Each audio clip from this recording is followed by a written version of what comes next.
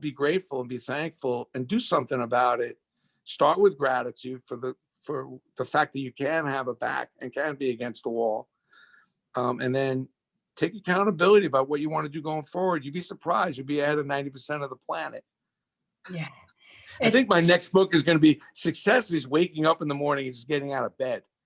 It's like, listen, just one nugget at a time, and I always try, like the other day I was really down. It's like, I was down. I was just not feeling it. And I was like, something, I'm just going to figure out how to do a couple nice things for a few people today. I'm going to get my day started there.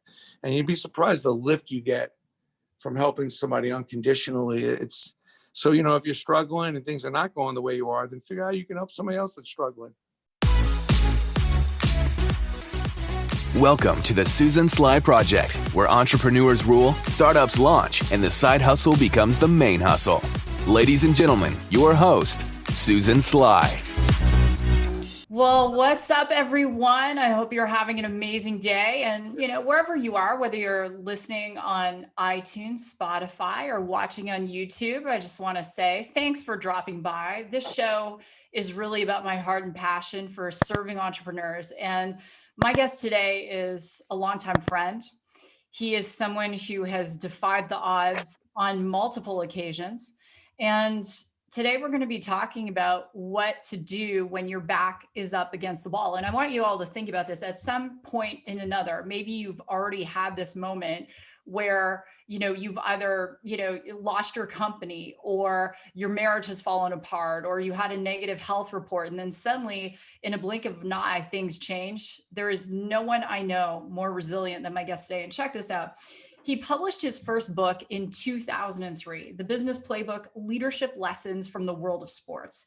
It was such a phenomenon. He ended up lecturing at the Harvard Business School, Kellogg School of Business, Columbia, and Yale. When he does something, he doesn't just do it, half, It's like all in. He has been a keynote for several Fortune 500 companies. He's built several companies. And then in 2012, my favorite book that he wrote came out, published by Wiley & Sons, called You Gotta Have Balls: How a Kid from Brooklyn Started from Scratch, Bought Yankee Stadium, and Created a Sports Empire. This man has sold dirt from Yankee Stadium. He sold the roof off of Syracuse, and he is focused and not finished. So my guest today is my dear friend, Brandon Steiner. Brandon, thank you for being here. My pleasure. Nice to be with you always, Susan. I'm a big fan of yours, to say the least. I'm just trying to catch up with you, man. I'm hoping one day I can catch up. Man, there's so much going on. And listen, it's an interesting time in this country, on this planet. And certainly a time for, I'm hoping, change, good change.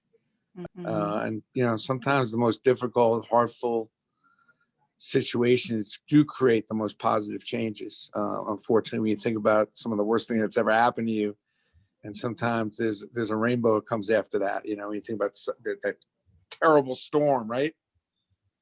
I mean, you think about a terrible storm, and then right after is that beautiful sun, that rainbow. And I'm hoping that that's what's going to happen here in this country, with everything going on politically and everything going on with this virus. So I'm looking forward to the summer and the fall, when hopefully things will straighten itself out. And I think in a lot of cases, the subject we're going to talk about today, which is having your back against the wall, is extremely relevant, because I think we all right now have our backs against the wall.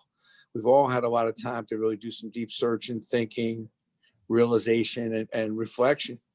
What are you going to do? And the truth of the matter is, not to jump ahead of the question you want to ask me, which is, what do you do when your back's against the wall? But at the end of the day, the people that are used to creating that situation, like I've always tried to put myself, the game within the game, and put my back against the wall. So this stuff doesn't scare me as much as it does for most. And it's not to diminish what's going on or diminish how everybody feels about it. It's just that, I started my first company in a really adverse, crazy environment with a recession, grew up in a terrible recession where nobody can get a job in the early 70s, late 60s. But the real reality is that when nothing really great ever happens until you push yourself up against the wall. It's like the test is tomorrow, and you haven't really studied that much. You put that pressure, you come through, you figure out how to study it all, and you get a good grade. The question is, how do you do that all the time?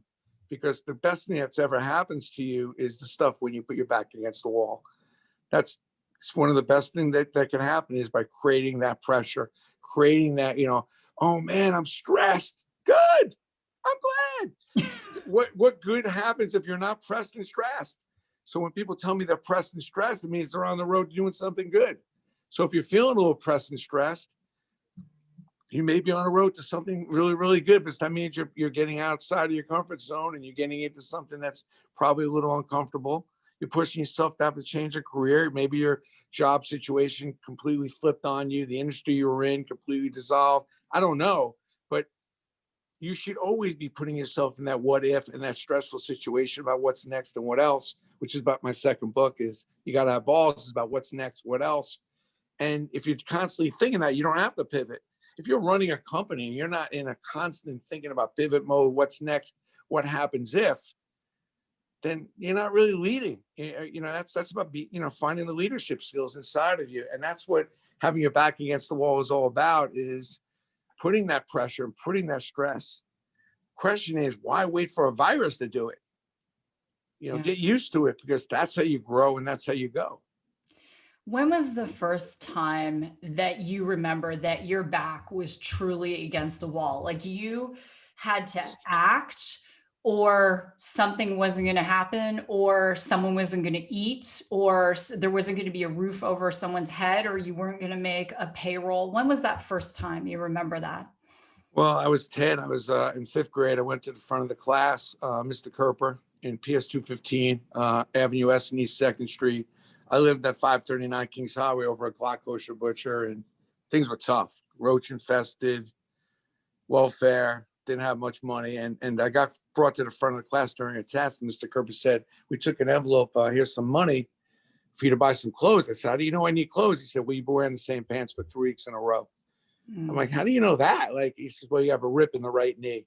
I remember like it was yesterday, and I remember the pants exactly. I went home. I was, completely, listen, when you're young, you don't really know about poor, rich. You see some other kids that maybe have more than you have, but you don't understand it. And at that moment, that was a moment of like, wow, Brand, your circumstances. Well, one of my mother's favorite lines is like, you're not poor, your circumstances are poor. But I realized when I went home, I told my mom I collect this money. I said, no, I give that money back. We're fine. When I went back to my room to lay down, I was like, it doesn't make sense. And I went into my mother's room and I said, you know something? I realize we're having a hard time here. I'm going to go get a job. Now, for those of you out there that have 10-year-olds, imagine your 10-year-old walking in saying, I'm going to go out on the street. Now, Kings Highway was a long strip of stores, and I'm going to go door to door until I find a job. I can't get my 10-year-old to get up and have breakfast and get dressed. I'm going to get up on my own, and I'm going to find a job. And I did. I got up and went up and down that highway, and I found Freddie the Fruit Man. There's a fruit and vegetable store that delivered fruit and vegetables, had a nice little fruit and vegetable stand. And he hired me for $1.50 an hour. And I remember telling my mother, I said, look, you don't have to worry about me anymore. I realize that things are tough. And if I have extra money, I'll give it to the family, and I can go buy some food. I can buy some clothes for myself. You don't have to worry. Now, I don't highly recommend that for a 10-year-old to have that kind of responsibility, but I did. And that pressure, although I don't know if I felt enormous pressure at that time, but I felt the need that I had to go do something. And I always tell people, it's like, there is going to come a point in time in your life where you have to decide whether you're going to be accountable and whether you're going to take responsibility for the circumstances you're in. We're all wealthy. We're all well-deserving, loving people, but sometimes our circumstances suck. The question is, do you want to draw a line in the sand and take responsibility for the circumstance you're in and do something about it? Or are you going to sit back and look back and say, oh, I've dealt a bad card, or, oh, my circumstance, or are you going to start feeling bad? I always call you want to be a plum. Poor little old me, like, do you want to be a plum? Like, you don't want to be a plum. Like, at the end, when I think about 10 years old and say, you know something, my circumstances really suck here. Like, I don't have a lot of stuff other kids have. I don't even have clothes. But I'm going to do something about it. I'm not going to say, my dad left and he died when I was 11. My mother's a single parent with 3 kids. I had all the excuses. And this is the problem that a lot of people, when their back's against the wall, their first instinct is for the excuses. Mm-hmm. But the first instinct needs to have gratitude, be grateful for what you do have, and take action towards what you want to get. And I think that I can't believe I did that at 10. And believe me, I was there 15 minutes early. I never missed a day of work. And I haven't for 50 years. I mean, because I'm 60 now and I started when I was 10. Yeah. So the funny thing is, like, I don't, when you take that kind of accountability, and a lot of times the best things that happen is when your back's against the wall. I mean, I look back, even when I had my last company, we were down to our last dollar, backs were against the wall. We're about to call it a day. And sure enough, like at 4 a.m, we came up with this solution to move a whole bunch of our inventory that we were stuck on that we couldn't move. 4 hours and 23 minutes that call. My wife woke up at about 4 a.m. and said, "What are you doing?" I'm looking at the phone. You're on the phone for over 4 hours. I'm like, "We're just talking. We're trying to figure it out." And somewhere around 4:30 a.m, this guy who worked for me and we figured it out, and it saved our company. But our backs were against the wall. We had nowhere to go. We had nowhere else to borrow money. We had to move this bucket of inventory. So what I really hope that the audience and people are listening is, if your back's not against the wall, then put it. If it is against the wall, be grateful and be thankful and do something about it. Start with gratitude for the fact that you can have a back and can be against the wall. And then take accountability about what you want to do going forward. You'd be surprised. You'll be ahead of 90% of the planet. Yeah. I think my next book is going to be Success is Waking Up in the Morning and just getting out of bed. It's like, listen, just one nugget at a time, like, and I always try, like the other day I was really down. It's like, I was down. I was just not feeling it. And I was like, something, I'm just going to figure out how to do a couple nice things for a few people today. I'm going to get my day started there. And you'd be surprised the lift you get from helping somebody unconditionally. It's so, if you're struggling and things are not going the way you are, then figure out how you can help somebody else that's struggling. Just before we started recording the show, we were catching up for a minute, and I said to Brandon, I'm like, I was in an all-day M&A meeting yesterday. I feel like I was like literally just hit with a pressure washer. And you know how much sympathy he gave me? Nothing. So like, that's the whole thing, as you said, we're going to have those moments. We're going to be down at times. We're going to be, we're going to be tired. But when your back is against the wall, achievers always find a way. I was homeless in 2000. So yeah, in 2000, my back was against the wall. I lost a business. I ended up homeless as a single mom. And I went from, Mercedes, Louis Vuitton handbag, like all this stuff, because I was focused on the wrong thing, to losing it all. And when your back is against the wall and it's public, and we'll talk about that in a moment, where everyone loves a comeback story. But at the same token, in a lot of countries, they love to see the demise of people. And when it's public and you're that person, it is so hard. And so I reached out to my network. I dusted off my resume. I got the referrals. I got a job. I found a place to live, and I hustled.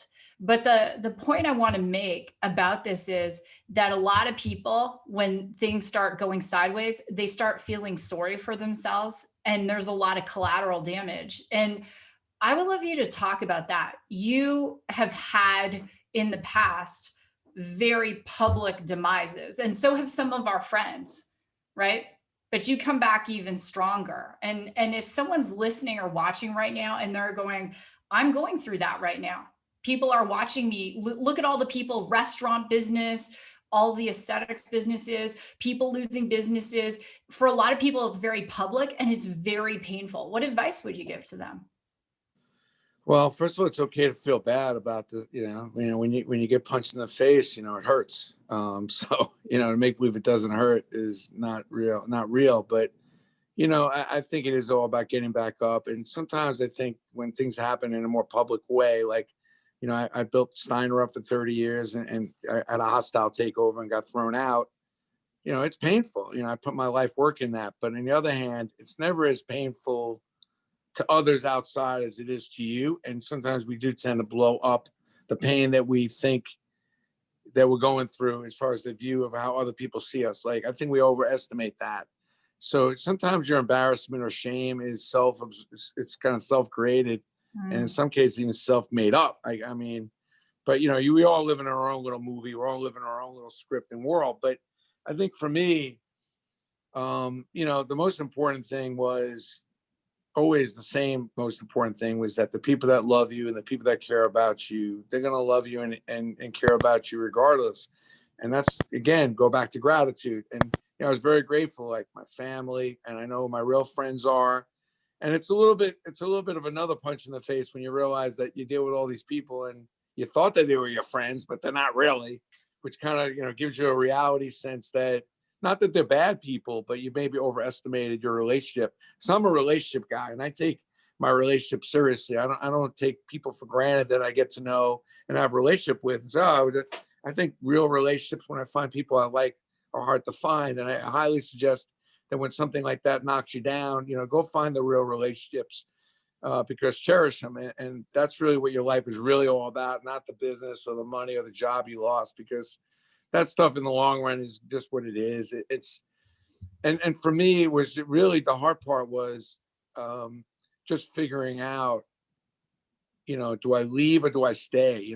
As hard as it was to start a new business at 60 years old, it was also hard to leave the business I was in. I mean, when I think back on it, it's like, wow, Brandon, it's some set of balls you have, like, to leave that business, because that's what I was going to do. I didn't expect the hostile takeover. I was going about it a different way, but I think, you got to make the hard decisions. Yeah. And because usually the stuff that happens to you, you have to take some responsibility for participating in the storm that occurs. I'm not saying it's always your fault. Sometimes just bad shit happens, but I think that sometimes the storm that's coming, you knew it was coming, and you ignored it, and then you want to know why all of a sudden you got soaking wet and all rained on. So for me, I think the big decision is when you get up, what do you want to do about it, and how can you take advantage of this new beginning that you get? I think I get 60, like I get a new beginning, and I remind myself of, like, wow, because I had 100 and some people working. I'm in a 40-50 million dollar a year business that's kind of cranking, and you're dealing with all that insanity, and I get a fresh script with fresh people and a fresh view. What a blessing and what a gift from God, really, when I think about it, because I wasn't all that happy. And that's the thing you got to remember. You have a tendency of remembering when before all the storm hit you. It's like, the person who gets divorced, they remember, all the good things, but they don't remember what got them into that storm to begin with. There's a lot of unhappiness. And I was unhappy my last few years at my last company. So, I try to find gratitude as a common denominator. And I try to remember back. What's fun now is I'm going back to my earlier days. Even though the business playbook was the least popular out of my 3 books, I go back and I read the business playbook, Susan. It's fascinating about the mindset that I had that really enabled me to build my last company from a $4,000 investment to a $50 million company, and made me a wealthy person. And I'm going back and I'm using a lot of the same techniques. I'm outworking my competition. I'm outsmarting them. I'm finding the white space. I'm working on hitting singles. Everybody wants to hit a home run. They want to make this big. It just never works. I mean, unless you want to get a lottery ticket. I mean, there's no big home run out there. You got to go and put the right people around yourself, come up with a good idea, sample it. So here I am going back to all the things that I was telling myself back in 2003 when I wrote that book. And I'm like, wow, this is, using the assets. You had mentioned it earlier, like using the assets, using the relationships you have to your advantage. Because I think a lot of times we get ahead of ourselves about who we're going to meet and who we can connect with. And you're not even really meeting and connecting with the people you know. And I think that's when your back's against the wall, get to know the people that you know better. I always say it's not who you know, what you know, but what you know about who. Take a deeper dive with the people that you know, your neighbors, relatives, friends that are your real friends, and take a deeper dive and see where that could take you. You'd be surprised. Because right now with all the social media and everything, you get all over the place with the likes and the friends and the messages, and it does create a little confusion sometimes. So you got to really kind of hyper focus on a group of people that probably can really help you. And that's what I've been doing for the last year. I've been building a nice business up, started with all my own money, so I don't have to answer to a lot of people. And I'm just taking it, again, just really trying to put a couple of good quality things on the table every day and growing and just doing good work. Because I think when you do something good, people notice. Oh, absolutely. I mean, you said so much there.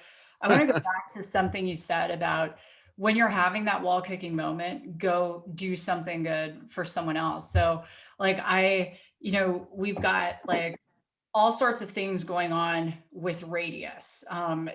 Growing a startup, especially to your point, when you have investors. So we raised 7.1 million just in friends and family round, right? So now the next thing is Series A, acquisition, all this stuff we're going through. Building the company is no joke. And yet one of the things I do every single week is I make time for another woman founder. And so I was talking to a woman today, I won't say her name. She's got a food product and she's in 700 locations in the United States. And she's trying to decide what to do. And I said, honey, I've been there. I get that when you're kind of tired and you're like, do I sell this thing or do I take on investment capital, give away some of my equity? What do I do? And, but afterwards, Brandon, I felt so good, right? Like it's, we can donate money, but sometimes donating our wisdom has an even bigger impact. And our time. But for the people out there, and that's a blessing to even be in the position you're in, when you think about it, a lot of people never even get in that position to make those kind of decisions. But even if you're somewhere now where your career has been destroyed, washed out, just finding, like the Navy person said at the Texas graduation, just make your bed. Hey, just get busy, get a job. It's always easy to get a job when you have one. Get busy, find something that you're good at. And even if you're going to get underpaid a little bit, get yourself moving. The worst thing you do is when you just stop and you're waiting for something to happen, because more than likely it's, that's what you're going to do is wait. So, make something happen. Regardless, you got to go deliver groceries, you get whatever you got to do to keep yourself moving, getting some money coming in. And then it gives you a much more clarity towards moving towards what you really want to do, as opposed to being needy. Because when you're needy and desperate, it really does push people away. And when you don't have a job and you haven't worked for a whole bunch of months, it's a dangerous place and it's a dangerous resume to have. Like, you don't want to have that kind of gap. I always say, when the water gets rough, the sharks keep swimming. You have to act shark-like. So there is work out there. There are companies that need help. It may not be with what you want to do, but something, you can figure it out. And then as you're moving along, you figure out where you want to slide over to as the economy and as things change, you find your way. But sitting back and waiting and doing nothing, collecting unemployment, is a very dangerous pattern. And employers will not look fondly on it. And I see a lot of people falling into that gap, especially you get some extra unemployment money and you're semi-comfortable and you kind of get used to sitting home. I was just telling a friend of mine, like, when I got at the end of Steiner, before I started Collectible Exchange, I'm sitting home for about 4 months, to develop the ideas and everything. And at one point I say to myself, just doing nothing's not bad. I'm working out every day. I got a lot of free time, going out with my wife. And I could see a few more months, maybe me not want to work anymore, because things are habit forming, and I'm a guy who's been working my whole life, and I love working. Like, here I am actually considering the concept that maybe I don't have to work anymore, because I don't have to work for money. I'm working because I love what I do. So I'm not working hoping I can put food on the table. So after 4 months, so I can see some people now out of work 7, 8, 9 months. It's very easy to be, all of a sudden you just get so flat. You're going to put yourself in a position not to be able to go back out and work and get your mind and get everything kind of going. So it's really important. Doing nothing is a bad decision. Very, very bad decision. I highly recommend, when your back's against the wall, try to avoid doing nothing and really find a way to get going. Even if it's a nominal job that maybe is below what you're normally used to doing, that it doesn't have to be permanent. Remember, your future is not fixed. It's not permanent. Your future is not permanent. Your future is what you want it to be. And it will be what you want it to be, but it's really hard to cultivate a really incredible future when you're flat on your back. Beautiful. I want to ask you a final question, and then we'll talk about what you're doing now. So you and I are good friends with Glenn Stearns, and talk about a guy who's had some amazing public, things happen to him. And he was first season, if the audience doesn't know, Undercover Billionaire. I was just on Glenn's show, his new show, and we were talking about this concept, like, how do you handle it when things totally go sideways? So I want to ask this question. You wake up tomorrow, there is no house, there is no beautiful wife, no kids, you got $100, a cell phone, and none of your network is in your phone. what would Brandon Steiner do? Well, the first thing I would do is I would go to a secure opportunity that would give me a roof over my head and be able to make me some money. And given my skill set, would probably just go to my backup plan, which has always been Stomach Kid, which is, go to a restaurant or go into the kitchen and figure out how to create value. Even though that's definitely not what I'm looking to go back to doing. But it's funny you say that, because the first thing that came to my mind when this virus hit was like, maybe I need to start a restaurant consulting company, because all these companies now and restaurants are doing takeout and delivery, and most of them don't know what they're doing other than a pizza joint.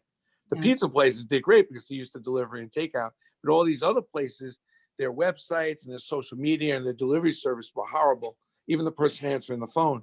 So like my first thing I was thinking, and I know Glenn was genius with his approach, but if I had $100, I would go and I would try to go find a restaurant chain and let them hire me to help them run their takeout service. And I'd blow that thing up, and I would take a minimum amount of money just so I could have some food and maybe enough shelter.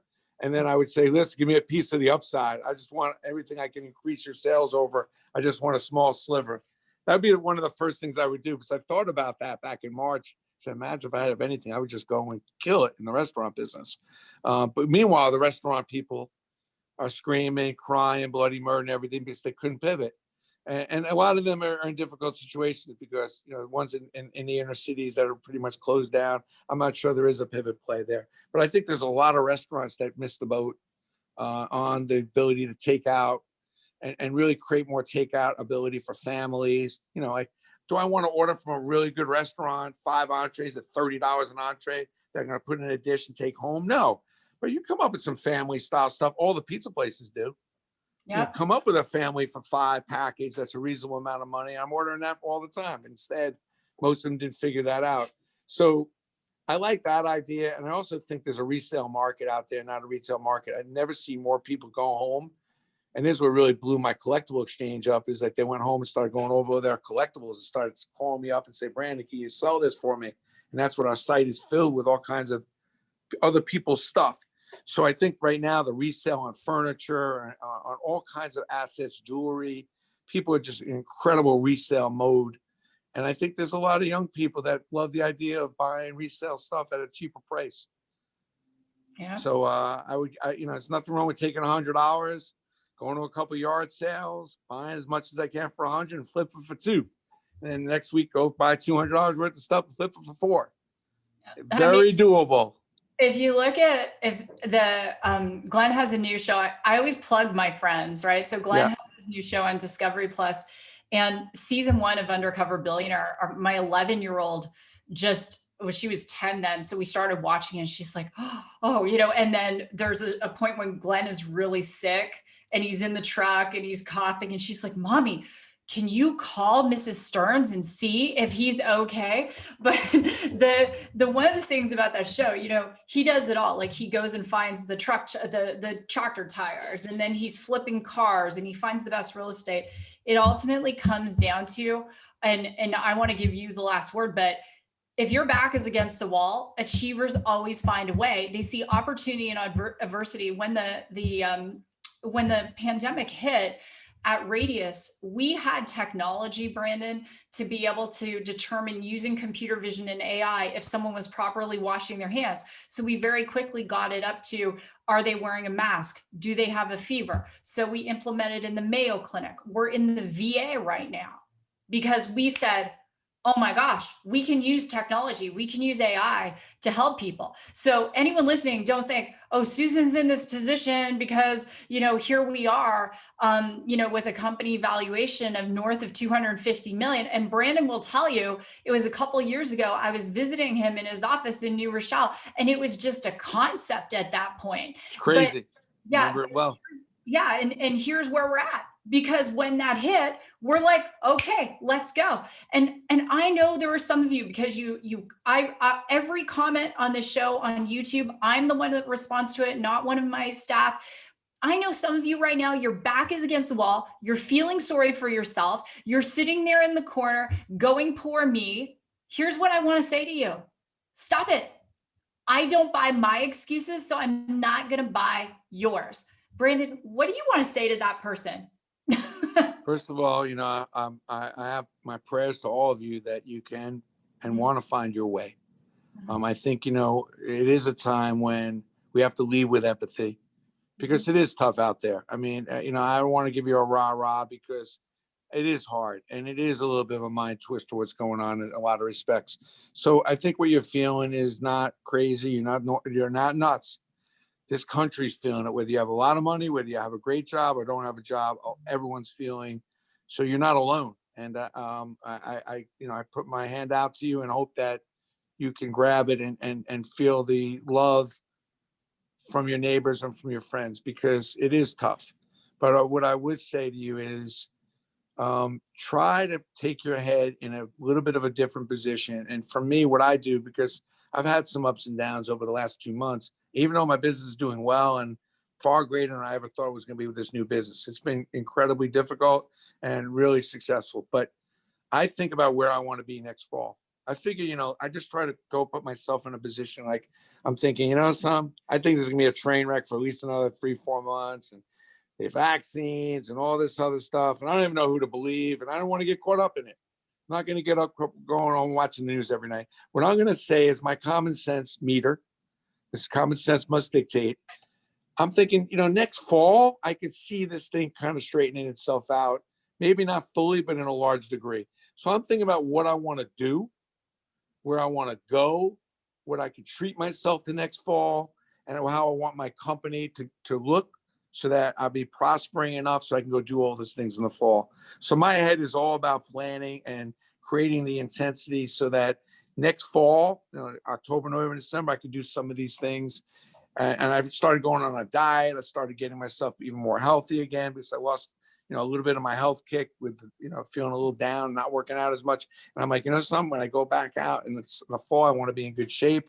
And I'm just thinking towards when the next positive bucket. Now, that may be setting myself up for something that hopefully may not come true, but I'm banking on the fall. I'm looking at the fall, and I'm looking at everything I'm doing now that's going to pay big dividends in the fall, and not get caught up into I'm not going to let these bumps in the road put me on the side of the road where I'm waiting for everything to straighten itself out, and then I'm going to pick it up and go. So that's my goal, and I hope that everyone can go find a little motivation, especially if you're hurting on the job market or the money market.